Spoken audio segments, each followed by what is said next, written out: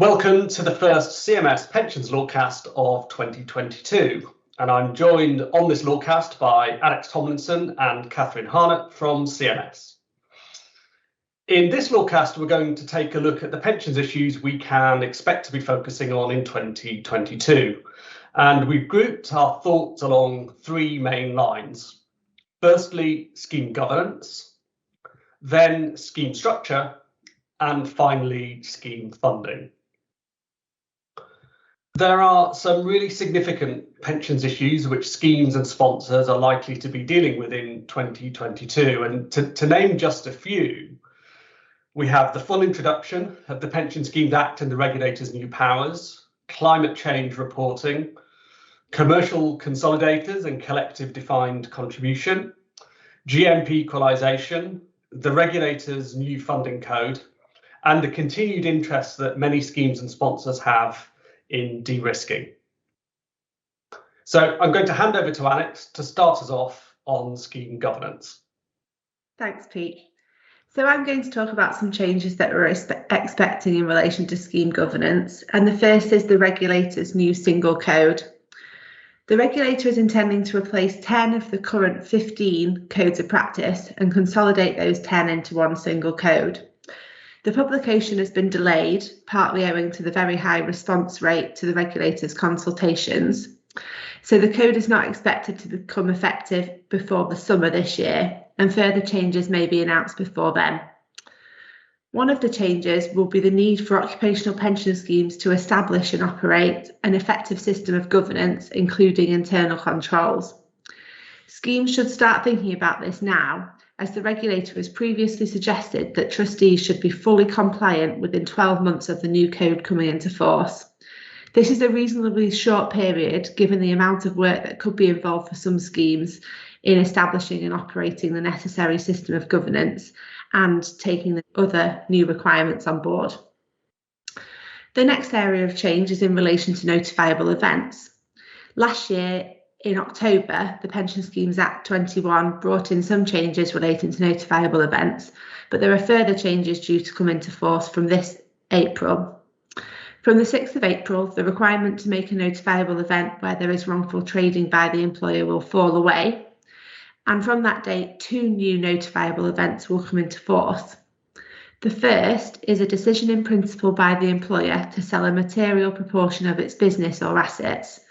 And the second is a decision in principle by the employer to grant or extend relevant security ranking above the pension scheme. Timing is important here. Notification must be made when the decision has been made in principle, and that's before negotiation or agreement on terms have been finalised. Following that initial notification, an appropriate person must provide further detail to the regulator and the scheme trustees once the main terms are proposed. This is a significant change to the pensions landscape in terms of employer corporate activity. Employers will now need to be thinking and notifying about the impact of decisions and transactions on their pension schemes up front. There's now no justification for pensions being an afterthought. The regulator expects to consult on revised notifiable events code of practice in the coming months, so we will get more detail on this. And if you're interested in this, there's more detail generally on notifiable events, including the associated sanctions, on our Lawcast episode 33. The next area of change is relating to climate change reporting requirements. This was another development instigated by the Pension Schemes Act 21, where we had new provisions requiring schemes to manage the effect of climate change as a financial risk and report on how they have done so. The larger schemes and authorised master trusts are already having to do this, but schemes with $1 billion or more of relevant assets will also have to do this from the 1st of October this year. Even those schemes that are not big enough to be subject to the mandatory reporting guidelines are strongly encouraged to adopt the governance procedures now in anticipation of requirements applying to all schemes by 2025. We discussed detail around this in our Lawcast episode 21 on ESG. The next area of change is in relation to equality, diversity and inclusion. The regulator has stated that one of its strategic objectives up to 2025 is to promote high standards of diversity and inclusion amongst its regulated community. Schemes should be starting to think about this now and what they can do to improve this. This is not just in relation to the composition of trustee boards. Other things to be thinking about are benefit structure. Do your scheme's benefits offer equality to all? Governance processes. Should these be reviewed, such as M&T selection? Decision making. Are decisions assessed for unconscious bias? And advisors. Do scheme advisors meet your D&I standards? And are they thinking about this and implementing any changes if necessary? There are lots of areas to think about. Schemes could be using this time this year to carry out an audit of governance practices and consider getting training on equality, diversity and inclusion issues facing pension schemes. Finally, I'm going to talk about pension dashboards. The consultation on detailed regulations relating to dashboards is expected this winter, with draft regulations to be laid before Parliament for debate this year. Pension dashboards has been on the agenda for a few years now, but we're still lacking some detail on what's going to be required. The current plan is for voluntary onboarding and testing from this year before staged compulsory onboarding begins next year. The aim is to have business as usual up and running by 2024. There's a lot to be done between now and then. Hopefully we'll get more information about what schemes need to provide in terms of data sharing without further delay. I'm now going to pass over to Katherine to talk about scheme structure.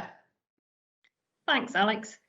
I'm going to cover a number of issues relating to scheme structure, which divide broadly into innovations in the pensions industry and measures aimed at better outcomes for DC members. You've heard from Alex already about the Pension Schemes Act 2021, but one other key development brought in by the Act was the framework which gives the green light to the creation of collective defined contribution, or CDC schemes. The CDC provisions of the PSA came into force in early December, and the next step will be a code of practice from TPR and some more detail about the authorisation regime that prospective CDC schemes will be required to meet.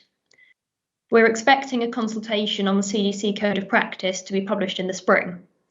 If you're interested in finding out more about the concept behind CDC, do listen to our Lawcast episode 20.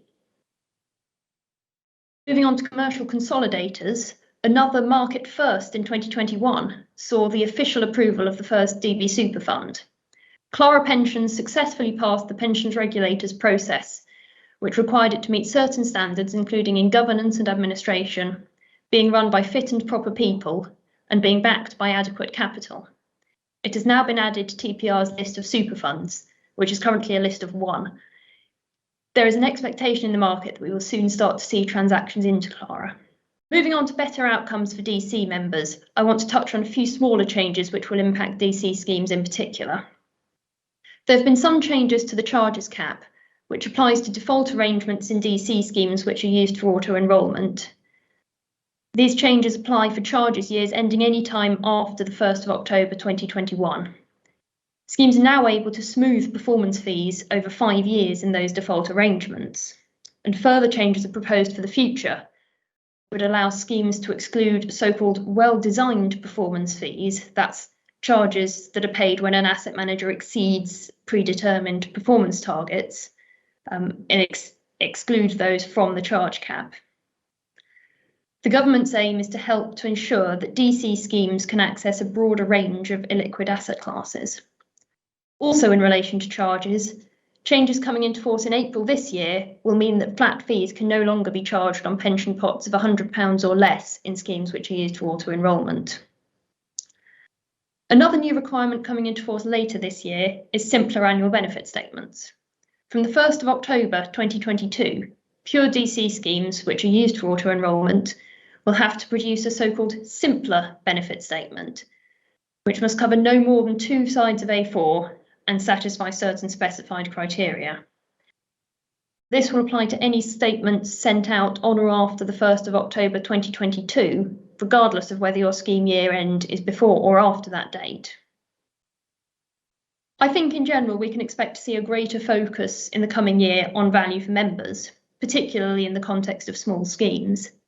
Trustees of DC and hybrid schemes with overall assets below 100 million are now required to prepare a value for members assessment in respect of their DC sections and to explain the results in the Chair's statement for scheme years ending after the 31st of December 2021.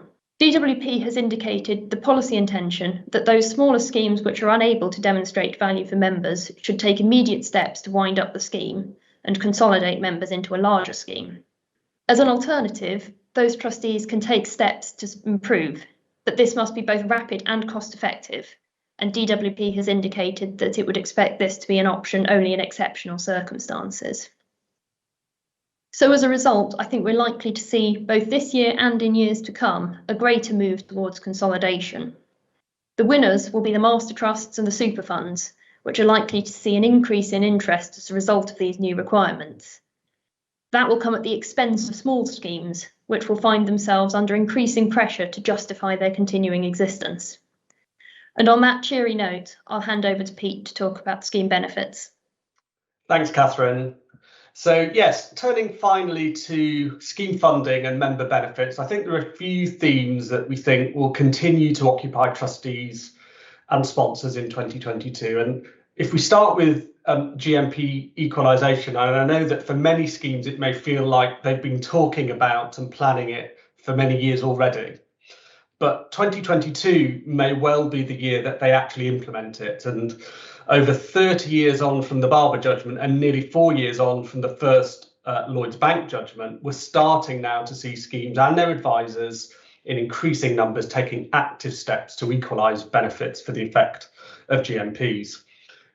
We've covered GMP equalisation and the issues it raised at length in previous Lawcasts, but taking a step back from the detail just to identify some big picture themes, we're seeing increasing numbers of schemes take an interest in GMP conversion.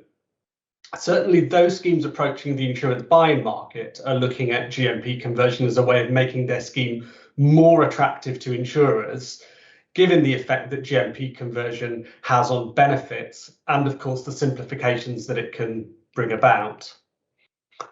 On a linked point, and at the end of November last year, the government confirmed that it will give its support to a private members bill, which is designed to simplify some of the procedural and administrative aspects of the GMP conversion process. Moving on to the DB funding code, well, the regulator confirmed in December of last year that there'll be a further delay to the second consultation on the new code, which is now expected to start in summer 2022. And what that really means is the code is not likely to be in force and operational until late this year or even early 2023, and therefore probably won't have an impact on the contributions that are actually paid to schemes until 2024. Now, one of the areas that there has been a lot of focus on already is when schemes will be able to use the bespoke route for funding compliance under the new code and when they'll use fast track. And in particular, there's a question around whether that bespoke route will be genuinely bespoke and scheme specific, or will it be closely tied to the fast track option? So the regulator has said that it wants to wait for the DWP's response to its own consultation on draft funding and investment regulations before starting consultation on the code. So for now, at least, employers and trustees trying to plan the long-term future of their schemes and also to understand what future valuation discussions might look like will need to accept a further period of uncertainty. And then finally, the de-risking market had another very busy year in 2021. Final figures are still to be confirmed and calculated, but it looks as if around £30 billion of bulk annuity transactions were carried out, and maybe around half that size in relation to longevity swaps. And that's a particularly impressive figure given the continuing COVID pandemic throughout 2021. And certainly the team at CMS have been very busy throughout 2021 on de-risking projects. And there's no sign of the interest in de-risking slowing down. And we're expecting 2022 to be even busier. I think the current themes that we're starting to see include whole scheme transactions rather than the sort of the pensioner only deals, which have perhaps been more common in the past. And at the larger end of the market, residual risk cover is still of interest. And these are arrangements under which the insurer might agree to cover other potential risks relating to the scheme and its members beyond just the benefits being insured as part of the buy-in. That wraps up our summary of what we might expect in 2022. Thank you for joining us for this Lawcast, and we hope you found it interesting and useful. If you do have any questions, please do send them to us by email, and we hope that you will join us again for the next in the series, which will be broadcast soon. Thank you for listening.